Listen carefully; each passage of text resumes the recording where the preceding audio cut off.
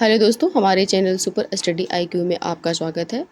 दृष्टि के quick book से हम पॉलिटी पढ़ रहे हैं, यानी रिवीजन कर रहे हैं। तो आइए, तीसरा पार्ट है मौलिक अधिकार, फंडामेंटल राइट। तो आइए इसमें देखते हैं। तो ये जो पहला फेज है, आप इसको एक नज़र देख लीजिए। इसमें क्या क्या पढ़ना है इसका वो है, विवरण दिया हुआ है।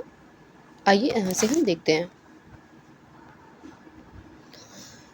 तो मूल अधिकार क्या है? What is fundamental right? मूल अधिकार संविधान में उल्लिखित वे अधिकार हैं जो व्यक्ति के भौतिक, सामाजिक, आर्थिक, राजनीतिक व नैतिक, आध्यात्मिक विकास हेतु आवश्यक हैं। यह भौतिक और नैतिक विकास की दशाओं के साथ साथ राज्य के खिलाफ व्यक्ति के आज़ादी को सुनिश्चित करते हैं। तो आप इस शब्द जो हैं इसको ध्यान में रखिएगा। ये भौतिक तत्व में सामाजिक, आर्थिक, राजनीतिक, भौतिक और नैतिक तत्व में जो है आध्यात्मिक, धार्मिक विकास हेतु आवश्यक है। ठीक है, आगे बढ़ते हैं। तो हमारा फंडामेंटल राइट है, उसको लेके हमारे संविधान में क्या प्रावधान है वो देखेंगे। तो इसमें मूल अधिकार संयुक्त राज्य अमेरिका के संविधान से लिया गया है। संविधान के भाग 3 में अनुच्छेद 12 से 35 तक इसका उल्लेख है। संविधान के भाग 3 को भारत का मैग्ना कार्टा की संज्ञा दी जाती है। संविधान के भाग 3 की न्यायोचित प्रकृति न्यायालय द्वारा संरक्षण प्राप्त है। इसे अधिक मौलिकता भी प्रदान की जाती है। मूल संविधान में कुल 7 मूल अधिकार प्रदान किए गए थे। वर्तमान में केवल 6 मौलिक अधिकार हैं, क्योंकि 44वें संविधान संशोधन अधिनियम 1978 के द्वारा संपत्ति के मूल अधिकार को, जो कि अनुच्छेद 19 क्लॉज 1 और अनुच्छेद 31 में हटा करके 300 में कानूनी अधिकार बना दिया गया। ठीक है, तो अब ये नहीं है, निरस्त है। वर्तमान में हमारे 6 ही मौलिक अधिकार हैं। मूल अधिकार व्यक्ति की राज्य के कठोर नियमों के प्रति सचेत कराता है। वह सशक्त नागरिक का निर्माण करने में सहायता करता है, जिससे वे सरकार के दमनकारी नीतियों के खिलाफ विरोध दर्ज कर पाते हैं। ठीक है, एक नोट था, इसमें देख लेते हैं। मैग्ना कार्टा, तो भाग 3 को मैग्ना कार्टा कहा जाता है। तो मैग्ना कार्टा अधिकारों का एक घोषणा पत्र है, जिसे इंग्लैंड के किंग जॉन द्वारा 1215 में सामंतों के दबाव में जारी किया गया था। यह नागरिकों के अधिकारों से संबंधित पहला लिखित पत्र था। सर्वप्रथम 1789 में फ्रांस ने अपने संविधान के अंतर्गत मूल अधिकार को स्थान प्रदान किया था। आइए देखते हैं मूल अधिकार की विशेषताएं। तो देखिए यहाँ से विशेषताएं क्या हैं। पहला है, मूल अधिकार न्यायोचित है। इन अधिकारों के हनन पर न्यायालय जाया जा सकता है। मूल अधिकार को सर्वोच्च न्यायालय द्वारा गारंटी व सुरक्षा दी जाती है। मूल अधिकार व्यक्ति को राज्य के खिलाफ प्राप्त अधिकार है। मूल अधिकार असीमित नहीं है। राज्य द्वारा युक्तियुक्त निर्बंधों के आधार पर इनको सीमित किया जा सकता है। यह अधिकार अस्थायी नहीं है, अर्थात संसद अनुच्छेद 368 के अंतर्गत संविधान संशोधन की शक्ति के माध्यम से इनको घटा बढ़ा सकती है। राष्ट्रीय आपातकाल अनुच्छेद 352 के दौरान जो लगता है, तो अनुच्छेद 20 और 21 को छोड़कर समस्त मूल अधिकार निलंबित किए जा सकते हैं।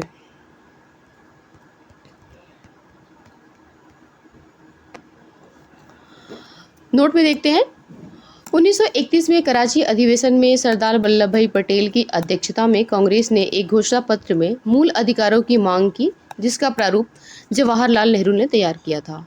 तो देखते हैं संविधान में वर्णित मूल अधिकार। ये देखते हैं संविधान में वर्णित मूल अधिकार। पहला है समानता का अधिकार, अनुच्छेद 14 से लेके 18 तक। देखिए यहाँ पे 14 से लेके 18 तक। स्वतंत्रता का अधिकार 19 से लेकर 22 तक। शोषण के विरुद्ध अधिकार 23 से 24 तक। धर्म की स्वतंत्रता का अधिकार 25 से 28 तक। नेक्स्ट है संस्कृति और शिक्षा संबंधी अधिकार 29 से 30 तक। संवैधानिक उपचारों का अधिकार आर्टिकल 32 में है। देखते हैं नोट में, अनुच्छेद 31 संपत्ति के अधिकार को 44वें संविधान संशोधन अधिनियम 1978 द्वारा मूल अधिकारों की सूची से हटाकर संविधान के भाग 12 में अनुच्छेद 300 क के तहत एक कानूनी अधिकार बना दिया। कानूनी अधिकार का मतलब ये होता है कि सरकार अगर चाहेगी तो इसको छीन सकती है, लेकिन जो हमारे मौलिक अधिकार होते हैं उसे सरकार नहीं छीन सकती। ठीक है, मूल अधिकारों से संबंधित अनुच्छेद देखते हैं तो आर्टिकल 12 देखते हैं। ठीक है, तो आर्टिकल 12 जो है इसमें राज्य की परिभाषा दिया गया है, यानी राज्य को परिभाषित किया। राज्य कौन होंगे? तो भारत की सरकार व संसद, राज्य की सरकार, विधानमंडल, सभी स्थानीय प्राधिकारी या अन्य प्राधिकारी जैसे कि नगर निगम, बीएमसी जो मुंबई में होती हैं। तो इस तरह के जो प्राधिकरण हैं उनको आर्टिकल 12 में परिभाषित किया गया है। आर्टिकल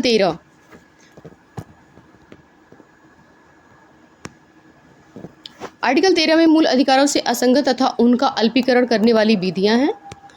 आर्टिकल 14 तो विधि के समक्ष समानता है। आर्टिकल 15 में देखते हैं तो 15 में ये बताया गया है कि धर्म, जाति, मूलवंश, लिंग या जन्म स्थान के आधार पर भेदभाव का निषेध है। तो याद रखिएगा जन्म स्थान है, निवास स्थान देगा तो गलत हो जाएगा। आर्टिकल 16 है लोक नियोजन में के विषय में अवसर की समानता। 17 है आपका अस्पृश्यता का अंत। 18 है उपाधियों का अंत। 19 है वाक एवं अभिव्यक्ति की स्वतंत्रता है।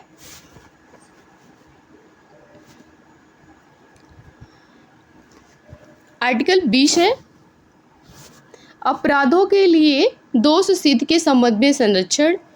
आर्टिकल 21 है प्राण एवं दैहिक स्वतंत्रता का संरक्षण। अनुच्छेद 21 का प्रारंभिक शिक्षा का अधिकार, ये सब इसमें शामिल किया गया है। ये 86वां संविधान संशोधन 2002 द्वारा इसको भी शामिल कर दिया गया है, जो आर्टिकल 21 के ही अंतर्गत ये आता है। आर्टिकल 22 है कुछ दशाओं में गिरफ्तारी और निरोध से संरक्षण। आर्टिकल 23-24 है मानव के बलात्, श्रम और दुर्व्यवहार का प्रतिषेध। कारखानों आदि में बालकों के नियोजन का प्रतिषेध।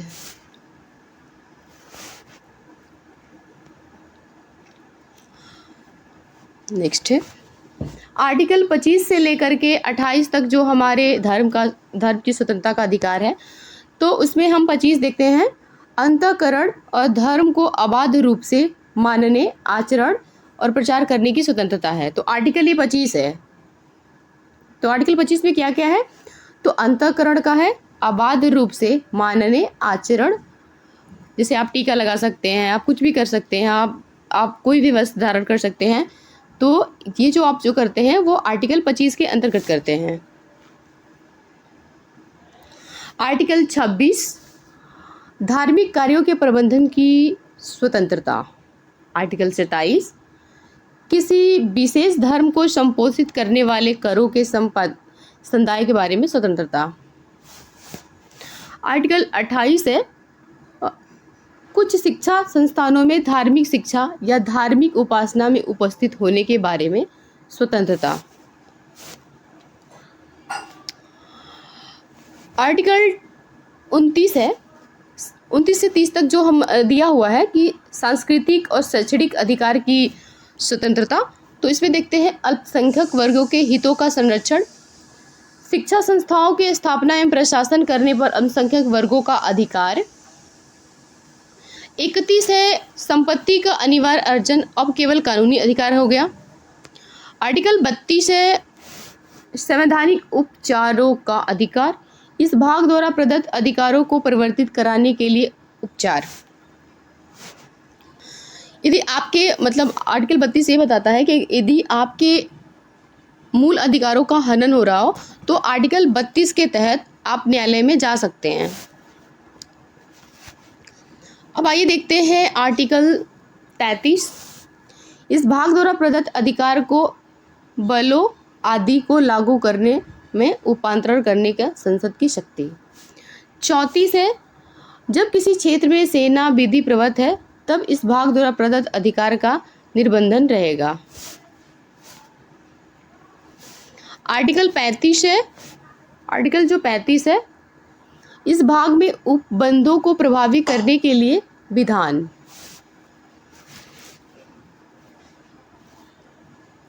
ठीक है।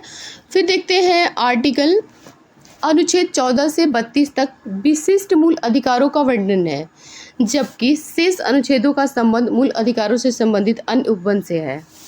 नोट देखते हैं। अनुच्छेद 32 इसके तहत उच्च न्यायालय मूल अधिकारों के उल्लंघन होने पर संरक्षण प्राप्त करता है। अनुच्छेद 226 जो है, इसमें हाई कोर्ट यानी उच्च न्यायालय को मूल अधिकार के उल्लंघन के संबंध में किसी विधि को संवैधानिक या असंवैधानिक घोषित करने की शक्ति प्राप्त है। अनुच्छेद 12 राज्य की परिभाषा। तो अनुच्छेद 12 में राज्य को परिभाषित किया गया है कि राज्य कौन कौन होगा, मतलब कौन कौन सी बॉडी राज्य के अंतर्गत आएगी। तो देखिए वो आर्टिकल 12 में मूल अधिकार के अध्याय की शुरुआत राज्य से होती है, क्योंकि मूल अधिकार राज्य के विरुद्ध प्राप्त होने वाला अधिकार है। न्यायालय द्वारा घोषित वादों तथा संविधान के आधार पर राज्य में निम्नलिखित शामिल हैं। आइए देखते हैं। कार्यकारी एवं विधायी अंगों को संघीय सरकार में क्रियान्वित करने वाली सरकार और भारत की संसद, राज्य सरकार के विधायी अंगों को प्रभावित करने वाली सरकार और राज्य विधानमंडल। नेक्स्ट है, ये सब आएंगी आर्टिकल 12 के अंतर्गत। नेक्स्ट है, गोलकनाथ बनाम पंजाब सरकार 1967 में न्यायालय द्वारा अपना मत परिवर्तित कर कहा गया है कि अनुच्छेद 13(2) में विधि शब्द के सभी विधियां सम्मिलित हैं। अनुच्छेद 368 का अपवाद नहीं है।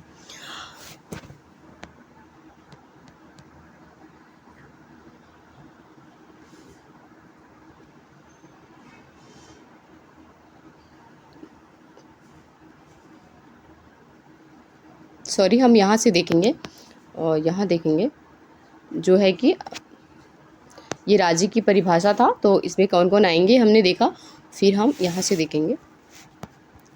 सभी स्थानीय निकाय अर्थात नगर पालिका, पंचायत, जिला बोर्ड, सुधार न्यास आदि। अन्य सभी निकाय अर्थात वैधानिक या गैर संवैधानिक प्राधिकरण जैसे कि LIC, ONGC, शेल आदि।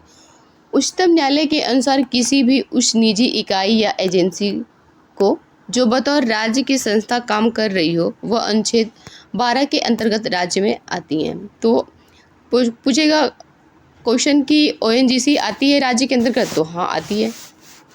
देख लीजिए यहाँ दिया हुआ है। अनुच्छेद 13 मूल अधिकारों से असंगत या उनका अल्पीकरण करने वाली विधियाँ। अनुच्छेद 4 इसके मतलब जो 13 है इसके 4 खंड है। यह देखिए 13 का 13(2), 13(3) और 13(4). इस अनुच्छेद के सर्वप्रमुख विशेषता है कि यह न्यायपालिका को न्यायिक पुनरावलोकन की शक्ति प्रदान करती है। ठीक है, तो आइए देखते हैं 13 के खंड जो हैं। तो 13(1) में देखते हैं। तो संविधान के लागू होने के ठीक पहले भारत में प्रचलित सभी विधियां उस मात्रा तक शून्य होंगी जिस हद तक वे भाग 3 के उपबंधों को असंगत करती हैं। आपको पता है कि बहुत सारी कानून हैं हमारे देश में जो अंग्रेज़ों के टाइम से, जैसे IPC की बहुत सारी धाराएं हैं, मुझे भी याद नहीं है, जो अंग्रेज़ों के समय से ही हैं। तो अगर वो मूल अधिकार को उल्लंघन नहीं कर रही हैं तो उनको असंगत नहीं माना जाएगा, या अगर वो उल्लंघन कर भी रही हैं तो वो उसी भाग तक असंवैधानिक घोषित होंगी जो मूल अधिकार का हनन कर रही हों। ठीक है, अब आर्टिकल 13(2) है, ये यह संविधान के पश्चात की विधियों से संबंधित है। अर्थात संविधान लागू होने के बाद अगर कोई सरकार ऐसी विधि बनाई है जो मूल अधिकार का हनन कर रहा है तो उसको सुप्रीम कोर्ट असंवैधानिक घोषित कर सकता है उसी मात्रा तक, ये कहा गया है। आर्टिकल 13(3) में देखते हैं, इस प्रयोजन के लिए विधि का अर्थ स्पष्ट किया गया है। सभी अध्यादेश, आदेश, उपविधि, नियम, विनियमन, अधिसूचना आदि सुप्रीम कोर्ट के अनुसार विधि में रूढ़ियां, प्रथाएं व कार्यपालिका द्वारा जारी आदेश भी शामिल हैं। व्यक्तिगत विधि शामिल नहीं है। और 13(4) में 24वें संविधान संशोधन अधिनियम 1971 द्वारा जोड़ा गया है। इसके तहत अनुच्छेद 13 की कोई बात अनुच्छेद 368 के तहत किए गए संविधान संशोधन पर लागू नहीं होगी। लागू होगी नहीं, ना लागू नहीं होगी, ये देख लीजिएगा ध्यान से। देखिए अब अनुच्छेद 13(4) और 13 वह अनुच्छेद 368 का संबंध देखते हैं। अनुच्छेद 13 द्वारा प्रदान की गई शक्ति के आधार पर न्यायालय अनुच्छेद 368 के तहत पारित किए गए संविधान संशोधन का न्यायिक पुनरावलोकन कर सकता है या नहीं। इस आधार पर मूल अधिकारों की संशोधनीयता संबंधित मामले और इससे संबंधित विवाद निम्न है। शंकरी प्रसाद बनाम भारत संघ 1951 में इस मामले में सर्वोच्च न्यायालय ने माना कि अनुच्छेद 368 के अधीन संसद द्वारा संशोधन अनुच्छेद 13(2) में प्रयुक्त विधि शब्द की परिभाषा में शामिल नहीं है। सज्जन सिंह बनाम राजस्थान राज्य 1965 के मामले में यही निर्णय स्वीकार किया गया। नेक्स्ट है गोलकनाथ बनाम पंजाब राज्य 1967 में न्यायालय द्वारा अपना मत परिवर्तित कर यह कहा गया कि अनुच्छेद 13(2) में विधि शब्द में सभी विधियां सम्मिलित हैं और अनुच्छेद 368 भी अपवाद नहीं है। ठीक है, अपवाद नहीं है। आइए अनुच्छेद 13(4) 24वें संविधान संशोधन अधिनियम 1971 द्वारा जोड़ा गया। माना गया कि संसद द्वारा अनुच्छेद 368 के अंतर्गत पारित कोई भी विधि अनुच्छेद 13 में प्रयुक्त विधि शब्द में शामिल नहीं होगी। केशवानंद भारती बनाम केरल राज्यवाद में 24वें संविधान संशोधन को सर्वोच्च न्यायालय ने वैध माना, अर्थात अनुच्छेद 368 के अंतर्गत पारित विधियां अनुच्छेद 13(2) के विधि में शामिल नहीं है। इसी निर्णय में सर्वोच्च न्यायालय द्वारा संविधान के आधारभूत ढांचे का सिद्धांत घोषित किया गया। 42वें संविधान संशोधन द्वारा अनुच्छेद 368 के खंड 4-5 जोड़े गए तथा यह व्यवस्था दी गई कि संशोधन को किसी न्यायालय में प्रश्नगत किया जा सकता है। मिनर्वा मिल्स बनाम भारत संघ 1980 के निर्णय के द्वारा यह निर्धारित किया गया कि संविधान के आधारभूत लक्ष्यों की रक्षा करने का अधिकार न्यायालय को है और न्यायालय इस आधार पर किसी भी संशोधन का पुनरावलोकन कर सकता है। इसके द्वारा 42वां संविधान संशोधन द्वारा जोड़ा गया इस व्यवस्था को समाप्त कर दिया गया। अब नोट देखते हैं। संविधान के आधारभूत ढांचे के सिद्धांत से तात्पर्य है कि न्यायपालिका ऐसी किसी भी विधि को असंवैधानिक घोषित कर सकती है जो संविधान के आधारभूत ढांचे का उल्लंघन करती है। न्यायिक पुनरावलोकन, ठीक है।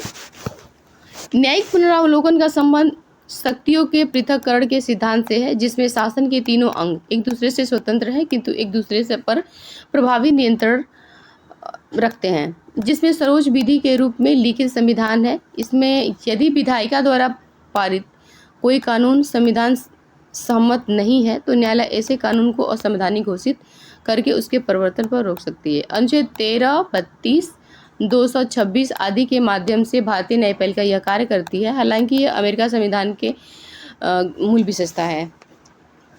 सर्वोच्च न्यायालय द्वारा विधियों के अर्थ और परिधि को स्पष्ट करने हेतु दिए गए सिद्धांत। अनाच्छादन का सिद्धांत, डॉक्ट्रिन्स ऑफ इक्लिप्स का सिद्धांत देखते हैं। इसका संबंध अनुच्छेद 13(1) में कही गई संविधान पूर्व विधियों से है। सुप्रीम कोर्ट ने कहा कि संविधान पूर्व विधियां मूल अधिकार से असंगत होने के कारण समाप्त होंगी, बल्कि मूल अधिकारों के द्वारा ग्रहण लग जाने से ढक जाती हैं। अर्थात जिन मामलों में मूल अधिकार नहीं होता यह ग्रहण हट जाता है। साथ ही मूल अधिकारों में ऐसा संशोधन हो जो संविधान पूर्व विधि जो उसी मूल अधिकार के प्रावधान के कारण अप्रभावी हो तथा अनाच्छादन हट जाएगा। नेक्स्ट,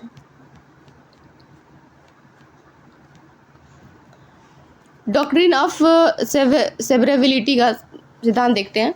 यदि किसी अधिनियम का कोई भी भाग असंवैधानिक है तो अधिनियम के मूल उद्देश्य अर्थात विधानमंडल के आशय को समाप्त किए बिना उस भाग का अलग किया जा सकता है। इस प्रकार केवल मूल अधिकार से उसी भाग को शून्य घोषित किया जा सकता है, न कि पूरे अधिनियम को। उदाहरण देखते हैं। अनुच्छेद 13(2) में उच्च मात्रा तक वाक्यांश में पृथक्करणता का सिद्धांत है। अधित्याग का सिद्धांत या डॉक्ट्रिन ऑफ वेवर।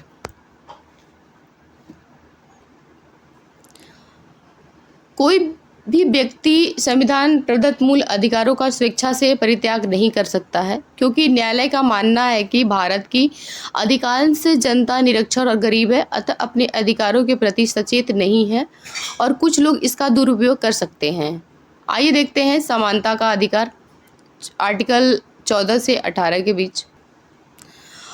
अनुच्छेद 14 राज्य भारत के राज्य क्षेत्र में किसी व्यक्ति को विधि के समक्ष समता या विधियों के समान संरक्षण से वंचित नहीं करेगा।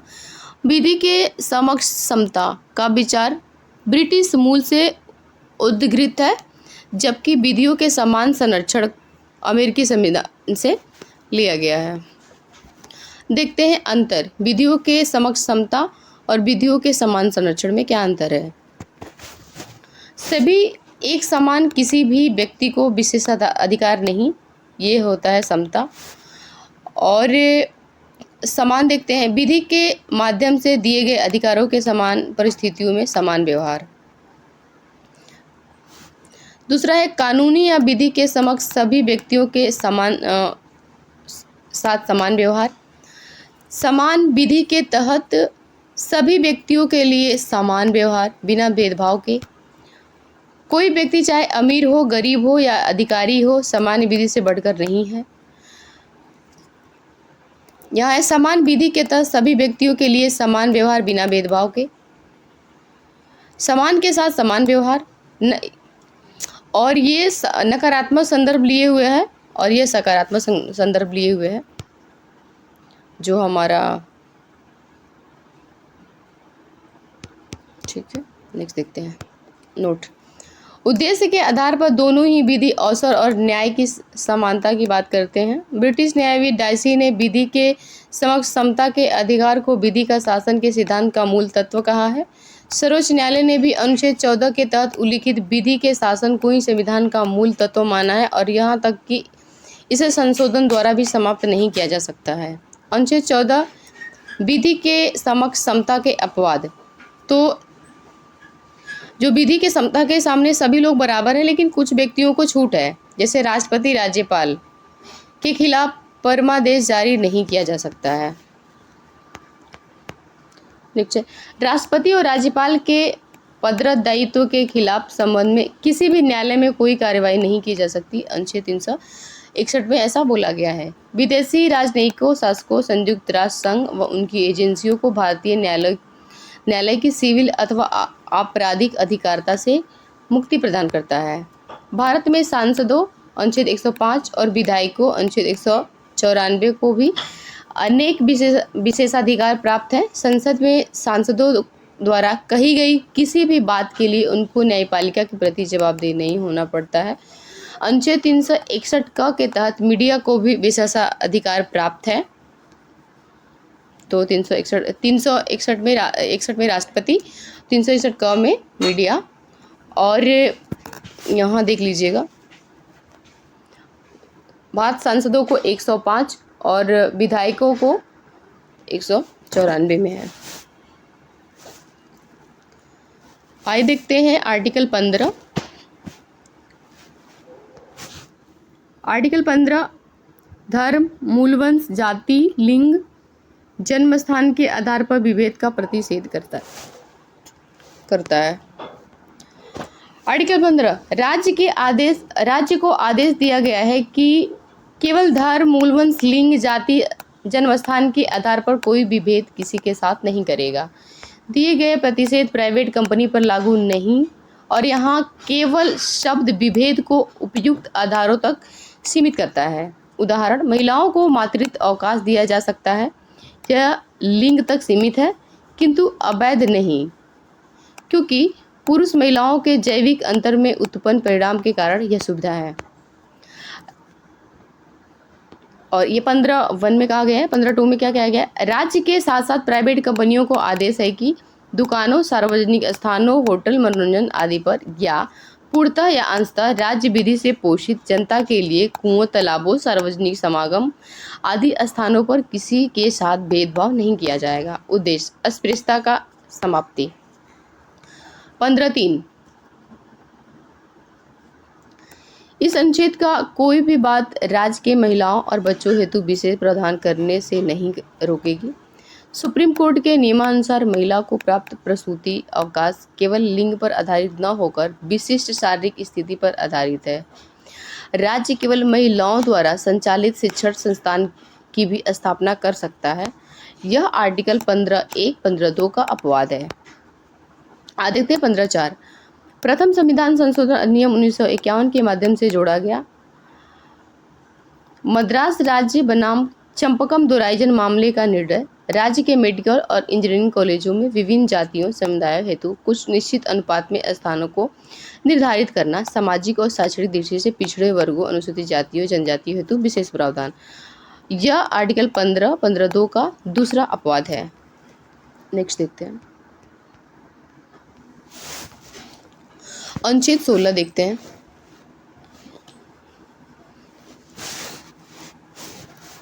राज्य के अधीन किसी पद पर नियोजन या नियुक्ति से संबंधित विषय में सभी नागरिकों के लिए अवसर की समानता होगी।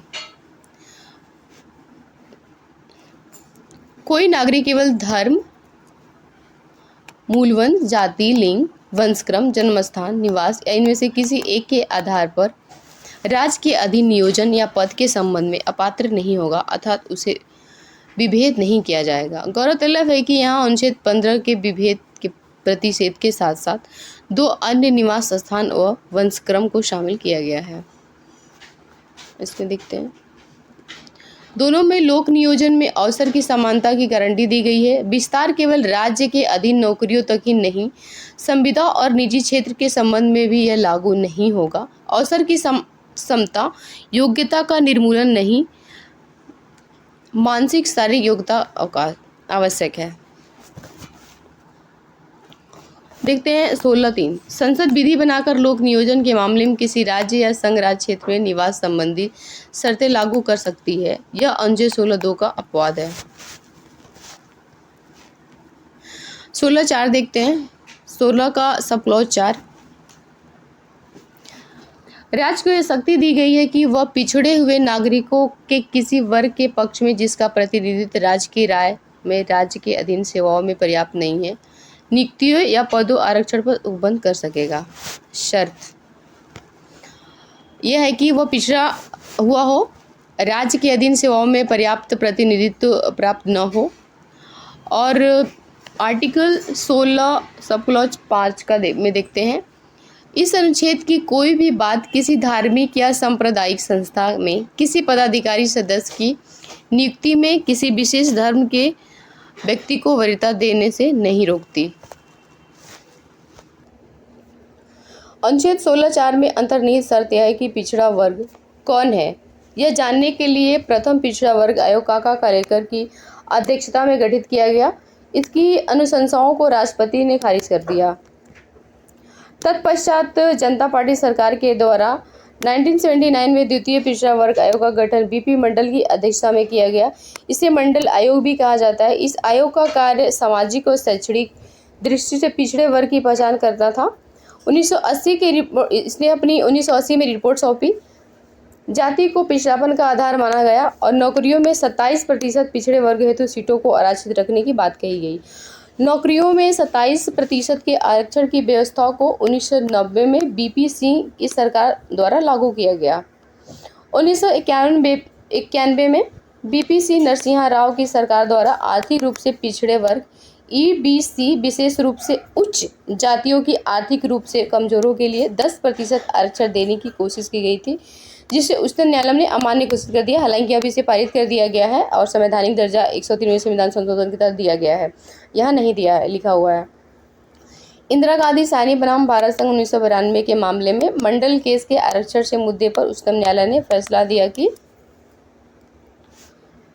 आरक्षण की व्यवस्था समानता के विरोधी नहीं है। आरक्षण का आधार जाति को बनाया जा सकता है। क्रीमी लेयर अर्थात पिछड़ी जातियों के साधन संपन्न तबके को आरक्षण का लाभ नहीं मिलेगा।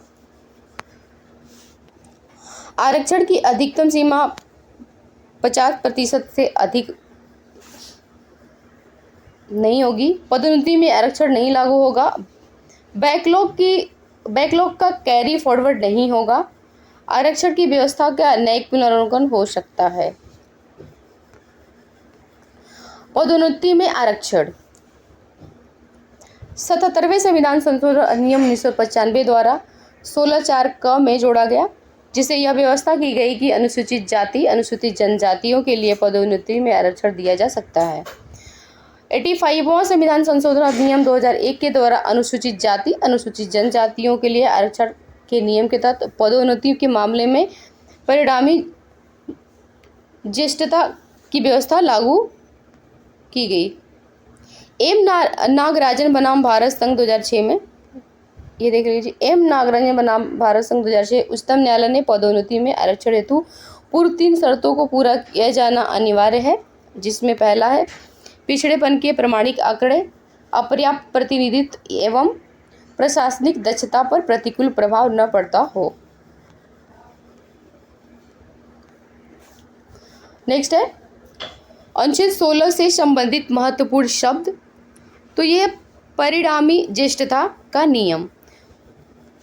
पदोन्नति में आरक्षण की व्यवस्था के कारण अगर कोई व्यक्ति कर्मचारी या सेवा में वरिष्ठता प्राप्त कर लेता है तो उसकी वरिष्ठता अस्थायी हो जाती है।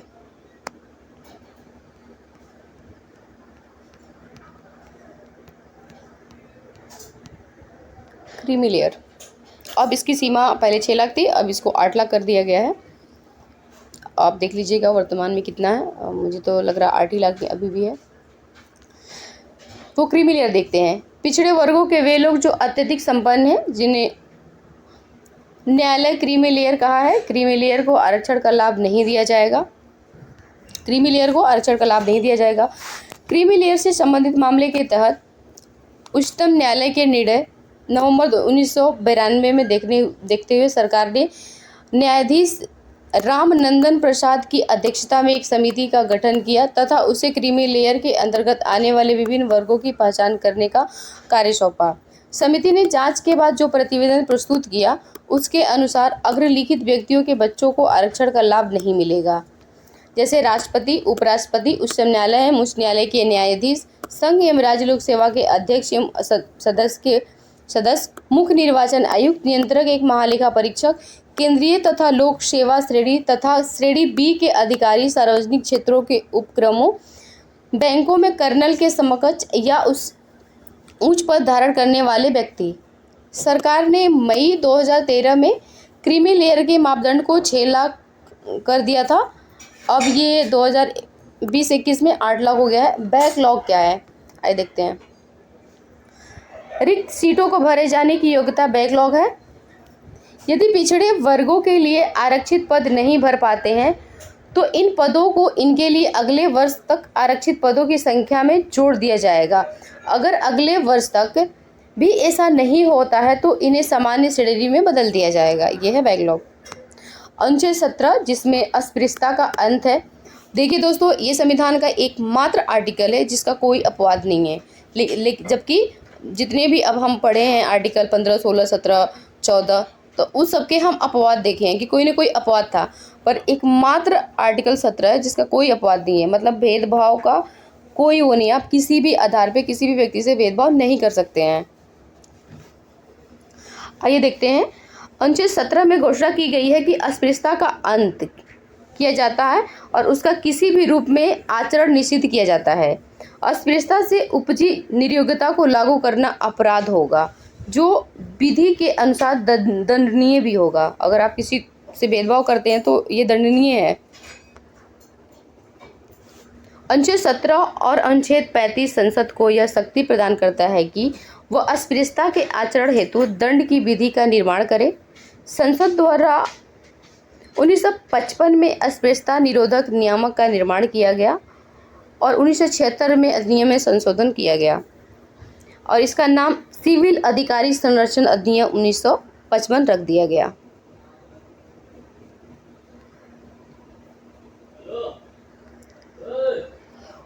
उन्नीस सौ 77 में इस अधिनियम के अंतर्गत नागरिक अधिकार संरक्षण नियम 1977 के संबंधित अधिसूचना जारी की गई। यह अधिनियम पूरे देश में लागू होता है और छुआछूत करने या इसे बढ़ावा देने वाले को सजा के दायरे में लाता है। 30 जनवरी 1990 को अनुसूचित जाति एवं जनजाति अत्याचार निवारण अधिनियम 1989 अस्तित्व में आया। इसका उद्देश्य इनके खिलाफ किए जाने वाले अपराधों का निवारण करना है। इस अधिनियम के अंतर्गत अनुसूचित जाति एवं अनुसूचित जनजाति अत्याचार निवारण अधिनियम 1995 से संबंधित अधिसूचना जारी की गई।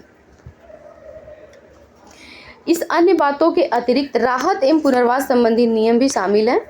यह जम्मू एंड कश्मीर को छोड़कर पूरे देश पर लागू होगा। अब ये जम्मू कश्मीर पे भी लागू है, मतलब जे एंड के पे भी लागू है। एट्रोसिटीज एक्ट, ये देखते हैं। एट्रोसिटीज एक्ट प्रचलित भाषा में 1989 के अनुसूचित जाति एवं अनुसूचित जनजाति उत्पीड़न निवारण अधिनियम को ही एट्रोसिटीज एक्ट कहा जाता है। मतलब ये इसी वाले एक्ट को ही एट्रोसिटीज एक्ट कहा जाता है। देख लीजिएगा, एक क्वेश्चन पूछ लेगा। आते हैं, देखते हैं अनुच्छेद 18। इसमें है राज्य, सेना या विद्या संबंधी सम्मान के अलावा कोई अन्य उपाधि प्रदान नहीं करेगा। ये 18(1). 18(2) में क्या है? भारतीय नागरिक विदेशी राज्य से उपाधि नहीं ले सकता। आर्टिकल 18(3) क्या है? कोई भी व्यक्ति जो भारत का नागरिक नहीं है, राज्य के अधीन लाभ या विश्वास के किसी पद को धारण करते हुए किसी विदेशी राज्य से उपाधि धारण कर सकता है, शर्त राष्ट्रपति। तो इसमें हम देखेंगे आगे जो है दोस्तों 19 से लेके 22 तक अभिव्यक्ति व अन्य स्वतंत्रताएं। तो इसके अंतर्गत है अनुच्छेद 19(1) से लेकर के 19(6) तक 6 खंड हैं, जिनमें 19(क) के उपखंडों के अंतर्गत 6 प्रकार की स्वतंत्रताएं आती हैं। मूलतः 7 थीं और अनुच्छेद 19(2) से 19(6) तक इन पर लगने वाले युक्तियुक्त निर्बंध बताए गए हैं। तो ये स्वतंत्रताएं निम्नलिखित हैं, आइए देखते हैं। तो इसमें है आप यहाँ से देखिए दोस्तों,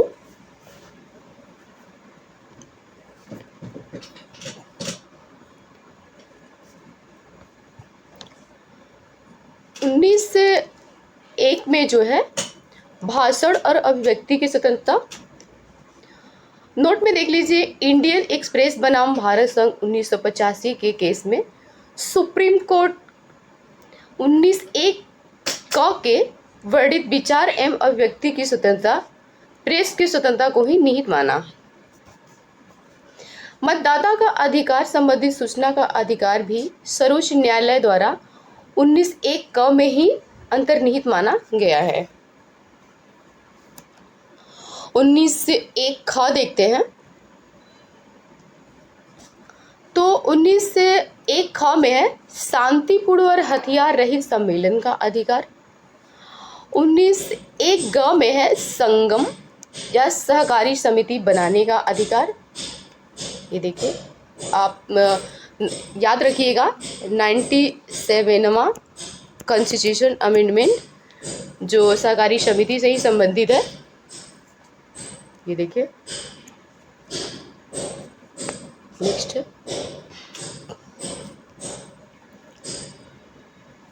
इसमें है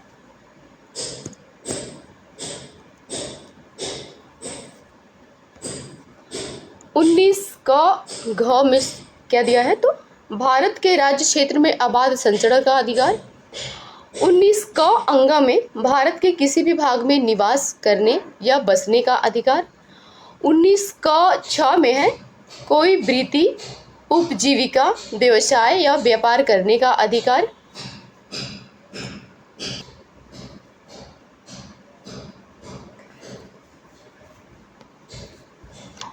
फिर देखते हैं, नोट देखते हैं 19 क च अर्थात संपत्ति के अधिकार को 44वें संशोधन अधिनियम के द्वारा मूल अधिकार की सूची से हटाकर अनुच्छेद 300 क के तहत विधिक अधिकार बना दिया गया। अब देखते हैं उपयुक्त स्वतंत्रताओं पे, जो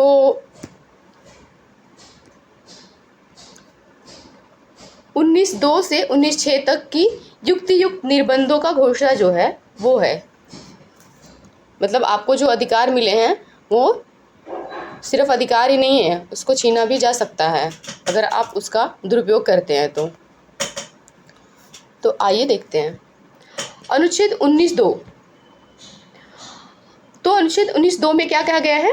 अनुच्छेद 1 क पर लगने वाले निर्बंधों के आधार पे, तो क्या क्या आधार होगा इसमें, तो भारत की सुरक्षा व संप्रभुता, न्यायालय की अवमानना, मानहानि, लोक व्यवस्था। फिर विदेशी राज्यों के साथ मैत्रीपूर्ण संबंध, अगर आप हमारे शत्रु देश हैं उसके साथ मित्रवत व्यवहार करते हैं, जैसे पाकिस्तान, चाइना। शिष्टाचार एवं सदाचार, अपराध उद्दीपन। नेक्स्ट है अनुच्छेद 19(3), इसमें है, देखिए 19(3) में जो बोला गया है कि 19(1) पर लगने वाले निर्बंधों के आधार पे, इस पे आधार होगा भारत की संप्रभुता, अखंडता, लोक व्यवस्था। अनुच्छेद 19 जो है 19(4) में जो बोला गया है, 19(4) में 19(क) पे लगने वाले निर्बंधों के आधार पे जो होगा सदाचार और लोक व्यवस्था। ये शब्द याद रखिएगा क्योंकि ये शब्द से ही क्वेश्चन पूछ लिया जाता है अगर आर्टिकल 19 डिटेल में पूछना चाह रहा हो तो। फिर नेक्स्ट है अनुच्छेद 19(5) में 19(क) पर लगने वाले और अंग पे लगने वाले निर्बंध के जो आधार हैं वो देखेंगे। तो इसका देखते हैं क्या आधार है, तो इसमें है साधारण जनता के हित में, किसी अनुसूचित जाति के हित के संरक्षण के लिए। नेक्स्ट है अनुच्छेद 19(6) में क्या है, तो इसमें है 19(6) में 19(क) पर लगने वाले निर्बंध के आधार हैं साधारण जनता के हित में किसी वृत्ति या व्यापार के लिए तकनीकी अर्हताएं निर्धारित करना, नागरिकों को व्यापार या व्यवसाय से पूर्णतः या अंशतः इसलिए वर्जित करना कि राज्य किसी व्यवसाय पर एकाधिकार नियंत्रण करने में पक्ष में हो, साथ ही कोई ऐसा कार्य जो अनैतिक हो, जैसा महिला एवं बच्चों के खतरनाक कार्यों में लगाना। अब आर्टिकल हम देखेंगे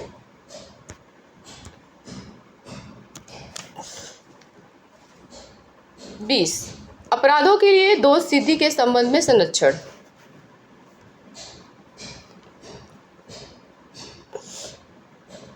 तो देखिए इसमें है अनुच्छेद 20 का संबंध इससे है कि राज्य किसी व्यक्ति को मनमाने तरीके से दंडित न कर सके। इसके लिए 3 भाग हैं।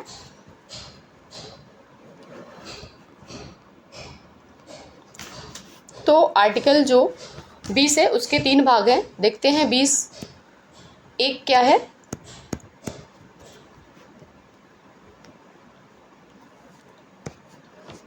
देखते हैं क्या है। भूतलक्षी विधियों से संरक्षण दिया गया है 20(1) में, ये देख लीजिएगा। तो इसका थोड़ा डिटेल देखते हैं। किसी कानून को आपातकालीन प्रभाव तिथि से लागू करना, यह आपराधिक कृत्य से संबंधित है। इसके अंतर्गत कोई व्यक्ति किसी अपराध के लिए तब तक दोषी नहीं माना जाएगा जब तक कि उसने ऐसा कोई कार्य करते समय किसी प्रवृत्त विधि का अतिक्रमण नहीं किया है। नेक्स्ट है दोहरे दंड से संरक्षण, जो है वो आर्टिकल 20(2) में है।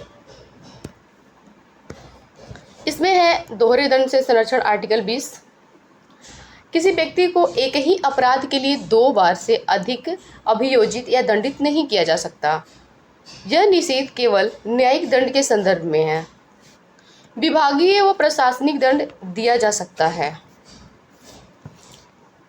20(3) में अपने ही विरुद्ध गवाही देने से संरक्षण, अपने ही विरुद्ध गवाही देने से संरक्षण।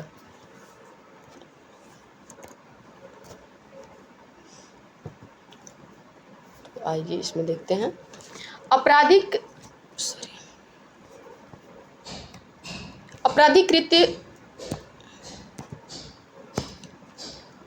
कृत्य के मामले में अभियुक्त बनाया गया हो, विचारण की प्रक्रिया में उसे अपने ही विरुद्ध बाध्य किया गया हो, उसे अपने ही विरुद्ध गवाही देने हेतु बाध्य किया गया हो, तो ये आर्टिकल 20(3) है। ठीक है, आइए पढ़ते हैं आर्टिकल 21। ये बहुत ही इम्पोर्टेंट आर्टिकल है और बहुत ही विस्तृत है। तो आइए देखते हैं इसको। अनुच्छेद 21, प्राण एवं दैहिक स्वतंत्रता का संरक्षण। अनुच्छेद 21 में कहा गया है कि किसी व्यक्ति को उसके प्राण एवं दैहिक स्वतंत्रता से विधि द्वारा स्थापित प्रक्रिया के अनुसार ही वंचित किया जा सकता है, अन्यथा नहीं। न्यायालय द्वारा A.K. गोपालन बनाम मद्रास राज्य 1950 के मामले में, ये देखिए, अनुच्छेद 21 में जीवन का अर्थ केवल जीवित रहने तक सीमित नहीं रखा गया, लेकिन 1978 के मेनका गांधी बनाम भारत संघ अनुच्छेद 21 के व्यापकता को बढ़ाकर केवल जीवन का अर्थ जीवित रहने तक नहीं, मानवीय गरिमापूर्ण जीवन जीने का अधिकार माना। साथ ही गोपनीयता का अधिकार,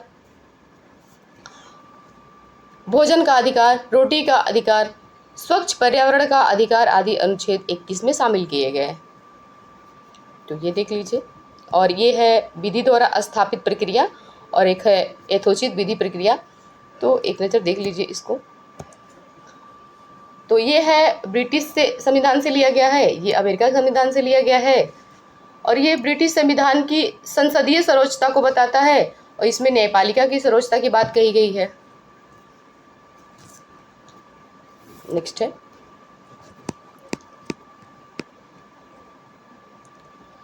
अनुच्छेद 21 के संदर्भ में उच्चतम और उच्च न्यायालय के फैसले, ये ज़्यादा इम्पोर्टेंट है, इसको याद रखिएगा। तोपी रश्मि नाम बनाम भारत संघ 1994 मामले के केस में आत्महत्या के अधिकार को मूल अधिकार स्वीकार कर लिया गया। ज्ञान कौर बनाम पंजाब राज्य 1996 में 2 साल बाद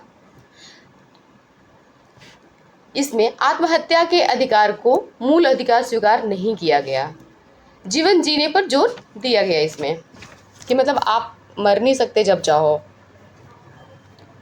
सुप्रीम कोर्ट द्वारा अरोड़ा रामचंद्रन शानबाग बनाम भारत संघ 2011 में निष्क्रिय इच्छा मृत्यु को स्वीकार किया गया। तो ये केस भी याद रखिएगा आप लोग। सुप्रीम कोर्ट के द्वारा अरोड़ा रामचंद्रन शानबाग बनाम भारत संघ 2011 में निष्क्रिय, मतलब कोई भी व्यक्ति जैसे कोवा में है, बहुत ऐसी बीमारी से जूझ रहा हो जो उसको खुद तकलीफ हो रहा, तो ऐसे लोगों को मरने के अधिकार को स्वीकार कर लिया गया। इच्छा मृत्यु के 2 प्रकार हैं, एक है सक्रिय दया मृत्यु और एक है निष्क्रिय दया मृत्यु। नेक्स्ट देखते हैं आईपीसी की धारा 306।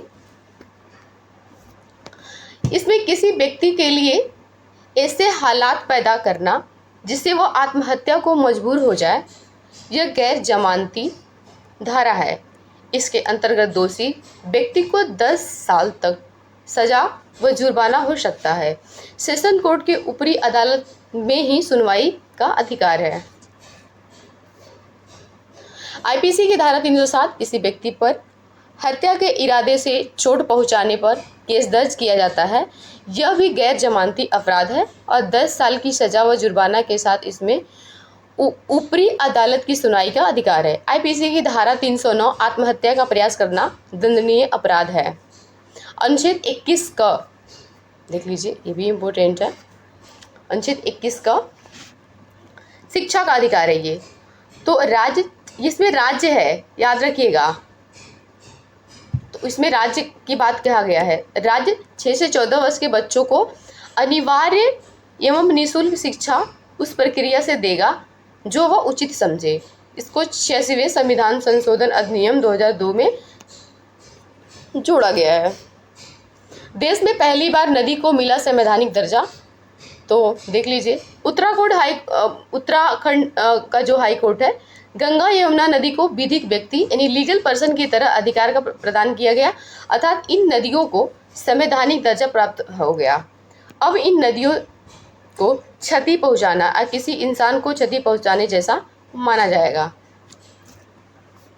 विदित है कि इससे पहले न्यूजीलैंड ने वांगाई नुई नदी को जीवित मानव का अधिकार दिया था। अब आर्टिकल देखते हैं 22, इसमें आर्टिकल ही है। आर्टिकल 22 देखिए, कुछ दशाओं में गिरफ्तारी और निरोध से संरक्षण। अनुच्छेद 22(1) व अनुच्छेद 22(2) में किसी व्यक्ति को सामान्य दंड विधि के अधीन गिरफ्तार करने पर उसके निम्न अधिकार बताए गए हैं। ये है अपनी गिरफ्तारी का कारण जानने का अधिकार, अपनी रुचि के वकील का मामला कोर्ट में प्रस्तुत करने का अधिकार, 24 घंटे के अंदर मजिस्ट्रेट के समक्ष प्रस्तुत का अधिकार।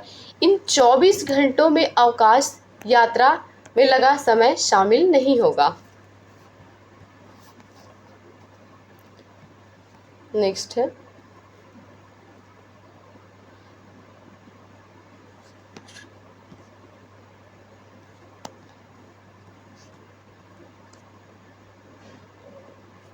निवारक निरोध है। तो देखिए निवारक निरोध अपराध कराने से पूर्व ही संदेह के आधार पर व्यक्ति को रोकना, गिरफ्तार करना। इसका उद्देश्य कानून व्यवस्था को क्षति से बचाना, अपराध को रोकना होता है। दंडात्मक निरोध किसी व्यक्ति द्वारा अपराध किए जाने व सिद्ध होने पर कारावास में रखा जाता है। शर्त देखते हैं इसके। यह अधिकार विदेशी शत्रु व निवारक नजरबंदी में अधिकार व्यक्तियों को प्राप्त नहीं है। टाडा, मीसा, पोटा, मकोका आदि निवारक नजरबंदी के तहत आते हैं। भारत में इसके माध्यम से गिरफ्तार व्यक्ति को 3 माह से अधिक रखने हेतु सलाहकारी बोर्ड की सिफारिश जरूरी है। ऐसे व्यक्ति को मजिस्ट्रेट के समक्ष प्रस्तुत करना भी अनिवार्य नहीं है, याद रखिएगा, नहीं है। सरकारी बोर्ड में उच्च न्यायालय के वर्तमान या भूतपूर्व न्यायाधीश उच्च न्यायालय में न्यायाधीश बन सकते हैं। अर्हता रखने वाले व्यक्ति शामिल होंगे। 44वें संविधान संशोधन 1978 द्वारा निरोध की अधिकतम अवधि 3 महीने से घटाकर 2 महीने कर दी गई। आर्टिकल देखते हैं अब 23 से 24 शोषण के विरुद्ध अधिकार। अनुच्छेद 23 इसके 2 भाग हैं, तो देखते हैं 23 का। तो इसमें है 23 का में मानव का दुर्व्यवहार और बेगार बलात्श्रम का प्रतिषेध और इन उपबंधों का कोई भी उल्लंघन अपराध माना जाएगा और विधि के अनुसार दंडनीय भी होगा। अनुच्छेद 23(2) इसमें है राज्य को सार्वजनिक प्रयोजन हेतु अनिवार्य सेवा आरोपित करने को मनाही नहीं की जा सकती है। ऐसी सेवा आरोपित करने में राज्य, धर्म, मूलवंश, जाति, वर्ग के आधार पर विवेक नहीं करेगा।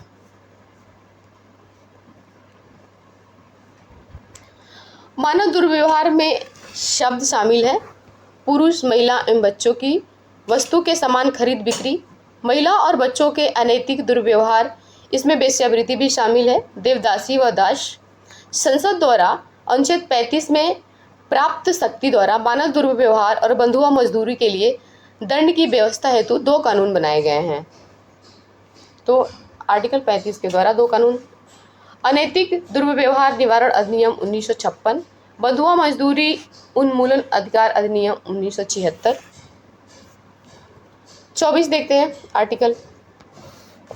अनुच्छेद 24 कारखानों आदि में बालकों के नियोजन पर प्रतिबंध। 14 वर्ष से कम आयु के किसी बालक को किसी कारखाने या खान में काम करने के लिए नियोजित नहीं किया जाएगा।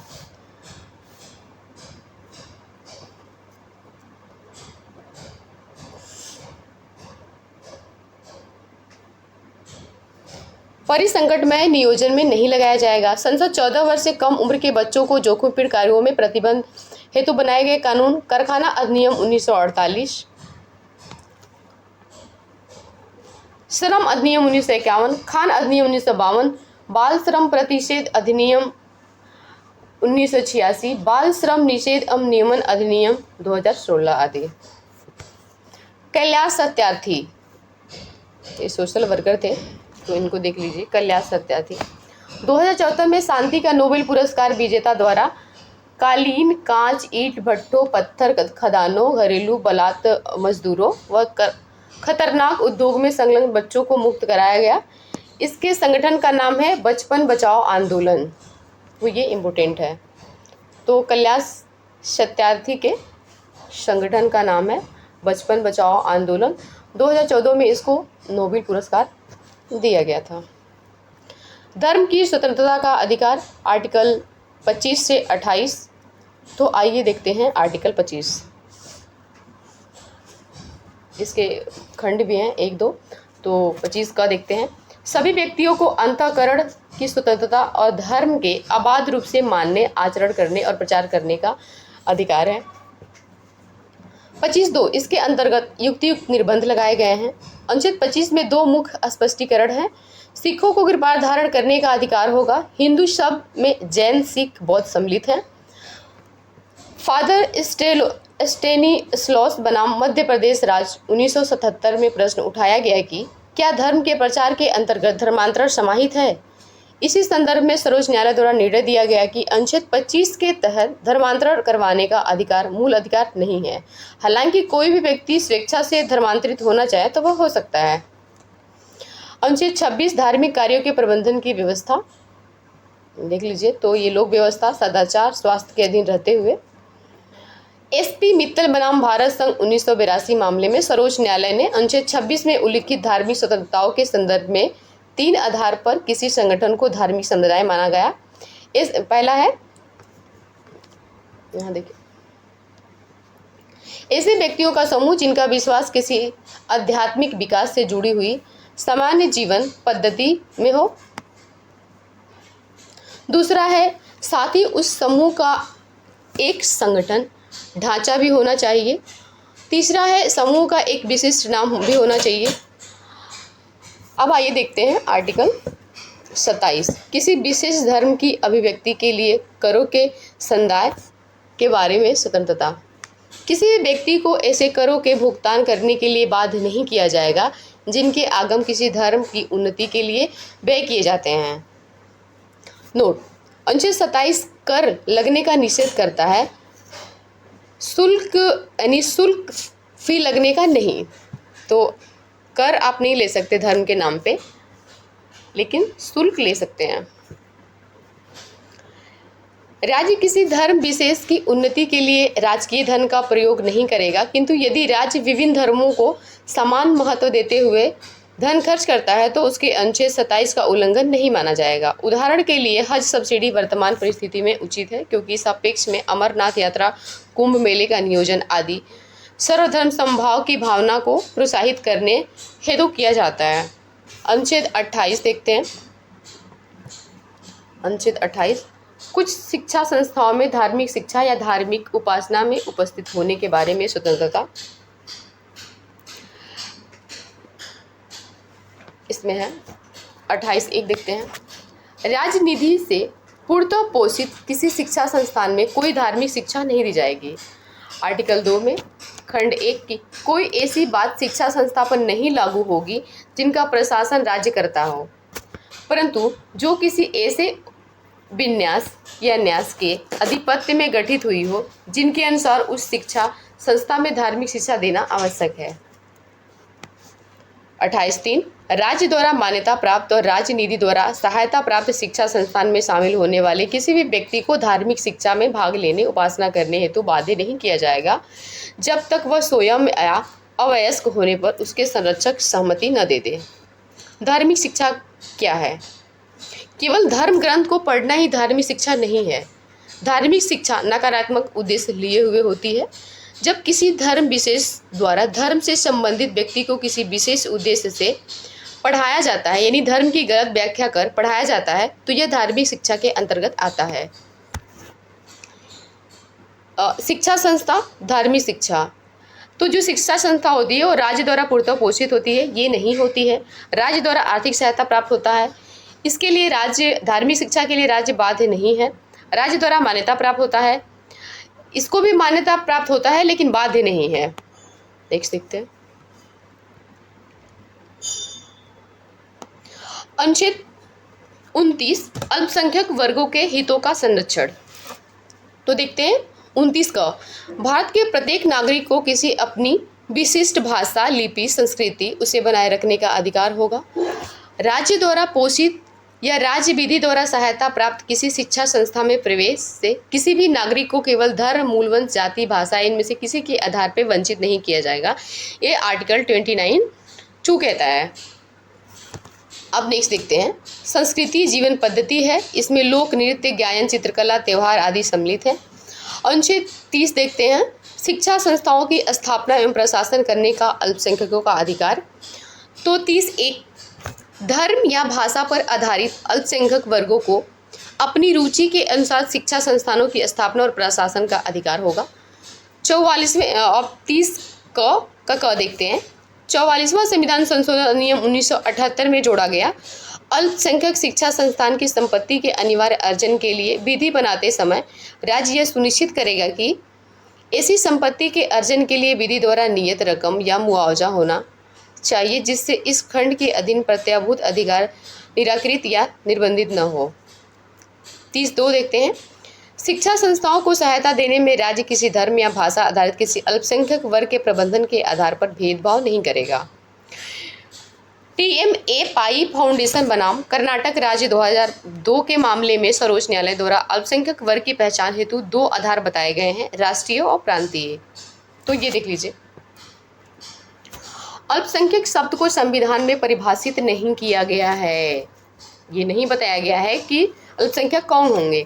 हालांकि राष्ट्रीय स्तर पर हिंदू बहुसंख्यक है, लेकिन जम्मू कश्मीर, पंजाब, नागालैंड, मेघालय, मिजोरम, अरुणाचल प्रदेश और लक्षद्वीप में अल्पसंख्यक के रूप में हिंदू हैं। नेक्स्ट है आर्टिकल 31। संपत्ति के अनिवार्य अर्जन। पहले संपत्ति का अधिकार मूल अधिकार होता था। अब इसे 44वें संविधान संशोधन अधिनियम 1978 के द्वारा मूल अधिकारों की श्रेणी से हटाकर अनुच्छेद 3 के तहत विधिक या कानूनी अधिकार के अंतर्गत शामिल किया गया है। अनुच्छेद 32 संवैधानिक उपचारों का अधिकार। इस अनुच्छेद का महत्व इसलिए अधिक है क्योंकि इसके द्वारा संविधान के भाग 3 में दिए गए मूल अधिकारों का परिवर्तन होता है और मूल अधिकारों का व्यवहारिक प्रयोग संभव हो पाता है। साथ ही उल्लंघन होने पर न्यायालय द्वारा विशेष संरक्षण प्रदान किया जाता है। नेक्स्ट है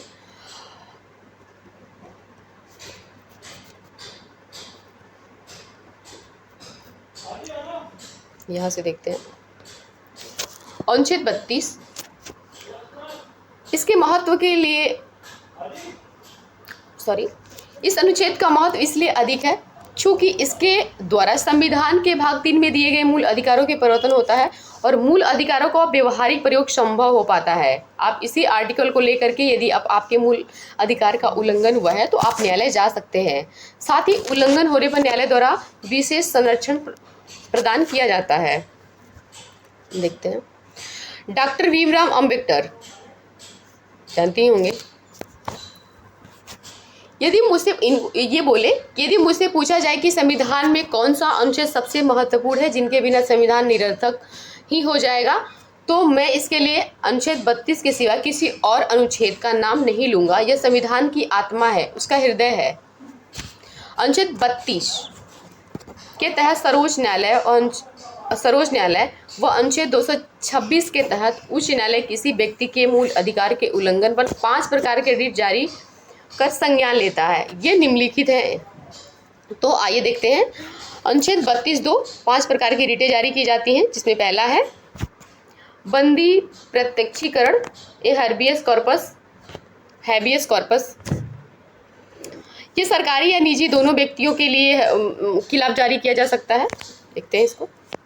इसके द्वारा न्यायालय बंदीकर्ता व्यक्ति को यह आदेश देता है कि वह उक्त व्यक्ति को 24 घंटे के भीतर न्यायालय के समक्ष प्रस्तुत करे, जिससे न्यायालय बंदीकरण के आधार पर विचार कर उसके और यदि बंदीकरण विधि समस्त न हो तो बंदी को मुक्त करने का आदेश जारी करता है। बंदी प्रत्यक्षीकरण में अनुच्छेद 21 के प्राण एवं दैहिक स्वतंत्रता का मूल भाव निहित है। यह लोक अधिकारी और निजी दोनों व्यक्ति के विरुद्ध जारी की जाती है। आइए देखते हैं परमादेश। ये सिर्फ लोक अधिकारी की होती है। यह रिट न्यायालय के विवेकाधीन है। इसके माध्यम से न्यायालय किसी लोक अधिकारी यानी सरकारी व्यक्ति को आदेश दे सकता है कि वह उस कार्य को करे जिस कार्य को करने के हेतु बाध्य है और उस कार्य को करने से इनकार कर दिया हो। नोट, राष्ट्रपति और राज्यपाल इसके अपवाद हैं। दो व्यक्तियों के मध्य संविदात्मक संबंध हो तो ऐसी स्थिति में कार्य करने हेतु बाध्य नहीं किया जा सकता। प्रतिषेध, प्रोहिबिशन देखते हैं। प्रोहिबिशन यह किसी भी न्यायिक या अर्ध न्यायिक संस्था के विरुद्ध जारी हो सकता है। इसके माध्यम से न्यायालय किसी न्यायिक अर्ध न्यायिक संस्था को अपने अधिकार क्षेत्र से बाहर निकलकर कार्य करने से रोकती है। इस रिट का मुख्य उद्देश्य किसी अधीनस्थ न्यायालय को अपनी अधिकारिता या अतिक्रमण करने से रोकना है। ये जो है ये विधायिका, कार्यपालिका या किसी निजी व्यक्ति या निजी संस्था के खिलाफ इसका प्रयोग नहीं किया जाएगा। ये इंपॉर्टेंट है। उत्प्रेषण, यह किसी वरिष्ठ न्यायालय द्वारा किसी अधीनस्थ न्यायालय या न्यायिक निकाय जो अपनी अधिकारिता का उल्लंघन कर रहा हो को रोकने हेतु जारी किया जाता है। नेक्स्ट है अधिकार वृक्षा, सो वारंटो। इसका अर्थ है आपका क्या अधिकार है होता है। अवैधानिक रूप से किसी सार्वजनिक पद पर आसीन व्यक्ति के विरुद्ध जारी किया जाता है। रिट जारी करने के अधिकार के तहत दो शब्द प्रमुख हो जाते हैं। प्रथम लोकहितवाद, दूसरा न्यायिक सक्रियता। तो लोकहितवाद क्या है, यानी जनहित याचिका यानी PIL क्या है? एक ऐसी याचिका जिसके माध्यम से पीड़ित व्यक्ति किसी अन्य व्यक्ति या संस्था पीड़ित की ओर से न्यायालय के समक्ष प्रश्न उठाता है। जनहित याचिका जनहित याचिका इस प्रणाली से भारत के पूर्व प्रचलित केवल प्रभावित व्यक्ति ही न्याय पाने हेतु अधिकार अपील कर सकता था। इसको बदल दिया गया। अब स्वतः संज्ञान के माध्यम से न्यायालय द्वारा मीडिया रिपोर्ट, सोशल साइट्स आदि को आधार बनाकर कार्रवाई की जा सकती है। न्यायिक सक्रियता, जुडिशियल एक्टिविज्म, जब न्यायपालिका अपने परंपरागत न्यायिक भूमिका का अतिक्रमण कर विधायिका एवं कार्यपालिका के कार्यों में दखल देती है, इसको कहते हैं न्यायिक सक्रियता। नोट, भारत में न्यायाधीश PN भगवती को जनहित याचिका का जनक माना जाता है। उच्चतम न्यायालय द्वारा रिट जारी करने के अधिकार में अंतर। तो उच्चतम न्यायालय का जो रिट जारी करता है आर्टिकल 32 के तहत, उच्च न्यायालय आर्टिकल 226 के तहत ये 5 प्रकार का रिट जारी करता है। यह भी 5 प्रकार का रिट जारी करता है। मूल अधिकार के साथ साथ अन्य मामले पे भी करता है। हाई कोर्ट करता है, उच्चतम न्यायालय नहीं। यदि मांग उचित हो तो उच्चतम न्यायालय रिट जारी करने हेतु बाध्य है। यह बाध्य नहीं है। सुप्रीम कोर्ट उच्च न्यायालय के विरुद्ध उत्प्रेषण रिट जारी कर सकता है, लेकिन उच्च न्यायालय को उच्चतम न्यायालय के विरुद्ध ऐसी कोई शक्ति प्राप्त नहीं है। नेक्स्ट है मूल अधिकारों से संबंधित अन्य उपबंध। तो देखते हैं आर्टिकल 33, सशस्त्र बल एवं मूल अधिकार। संसद को यह शक्ति प्रदान करता है कि वह सशस्त्र बलों, खुफिया एजेंसियों एवं अन्य के मूल अधिकारों पर युक्त प्रतिबंध लगा सके। इसका मुख्य उद्देश्य इनके समुचित कार्य करने और अनुशासन बनाए रखना है। मार्शल लॉ एवं मूल अधिकार। अनुच्छेद 34 के अंतर्गत भारत के किसी क्षेत्र में यदि सैन्य अधिनियम लागू है तो संसद को यह शक्ति है कि वह मूल अधिकारों पर प्रतिबंध लगा सकती है। यह संसद को इस बात की शक्ति भी देता है कि किसी भी सरकारी कर्मचारी को या अन्य व्यक्ति को उसके द्वारा किए जाने वाले कार्य की व्यवस्था को बरकरार रखे या पुनर्निर्मित करे। अनुच्छेद 35, फंडामेंटल राइट पर कानून बनाने का अधिकार संसद को है, विधानमंडल को नहीं है। इस व्यवस्था के अंतर्गत अनुच्छेद 16(3), 32(3) व 33 अनुच्छेद 34 से संबंधित मामलों पर संसद को कानून बनाने का अधिकार है। थैंक यू दोस्तों। नेक्स्ट सीरीज में हम अगला चैप्टर देखेंगे यानी DPSP पढ़ेंगे। तो धन्यवाद।